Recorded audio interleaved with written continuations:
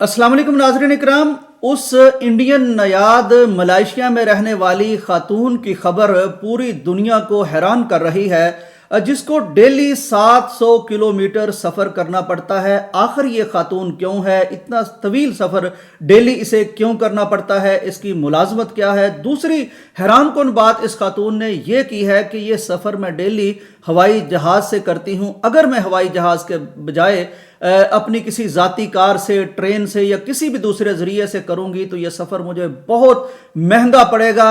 और अगर मैं अपनी मुलाजमत वाली जगह पर कोई किराए पर घर ले लूँ तो तब भी मुझे बहुत महंगा पड़ेगा। मेरे लिए आसान ये है कि मैं डेली यानी हफ्ते में 5 दिन जो जॉब के हैं वो फ़ज़ाई सफ़र करूं, फिर वापस आऊं।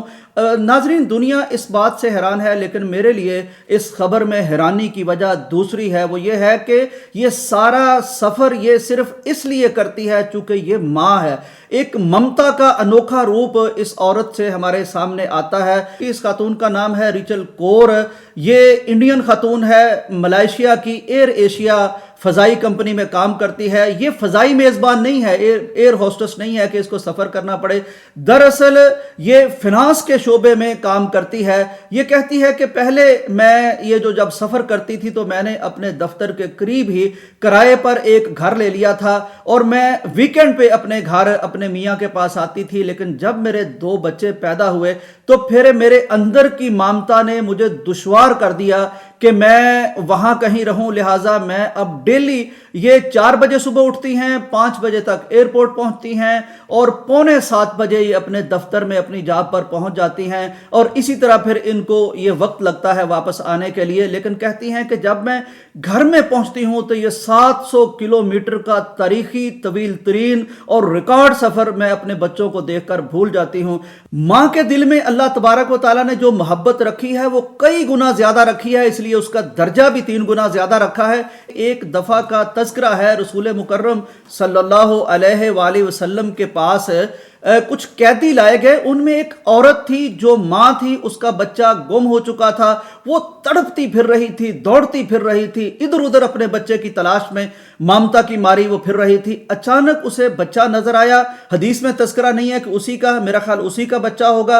उसने उठाया और उठा के फौरन अपने छोटे से शीरखार बच्चे को दूध पिलाना शुरू कर दिया। ये मंजर जब देखा रहमत कायनात ने, मोहम्मद मुस्तफ़ा सल्लल्लाहु अलैहि वसल्लम ने देखा तो सहाबा को मुखातब करके फरमाया, सहाबा तुम क्या समझते हो कि ये जो बिलकती हुई माँ अपने बच्चे के लिए तड़पती, सिसकती, दौड़ती, क्या ये किसी सूरत अपने बच्चे को आग में फेंक सकती है? सहाबा ने कहा, नहीं जी, हो ही नहीं सकता। कि जिस कदर हमने इसका वालिहानापन अपने बेटे के लिए देखा है, कुर्बानी देखी है, तड़प देखी है, इसार देखा है, ये कैसे हो सकता है कि अपने बच्चे को आग में फेंक दे?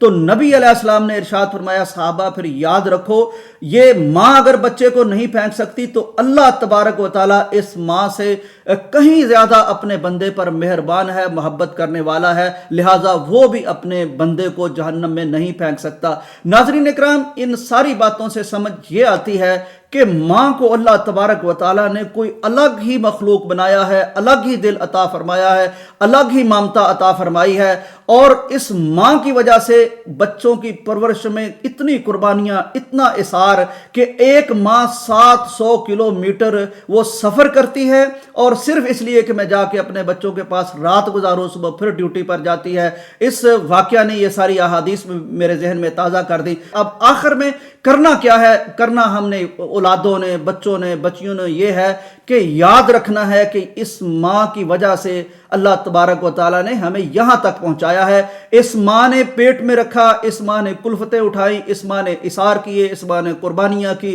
कभी रकम छोड़ी, कभी चीनी छोड़ी, कभी अपनी आसाइशें छोड़ी, इसलिए कि मेरे बच्चों को कोई परेशानी ना हो, मेरे बच्चों को सहूलतें मिल जाएं। तो आज हम पर अल्लाह तबारक व तआला ने 3 गुना ज्यादा बाप से माँ का हक रखा है। माँ के कदमों तले जन्नत करार दी है। माँ की नाफरमानी करने से जहन्नम वाजिब हो जाती है। तो आइए हम माँ से भी मोहब्बत करें, छोटों पर भी शफकत करें, बच्चों पर भी शफकत करें।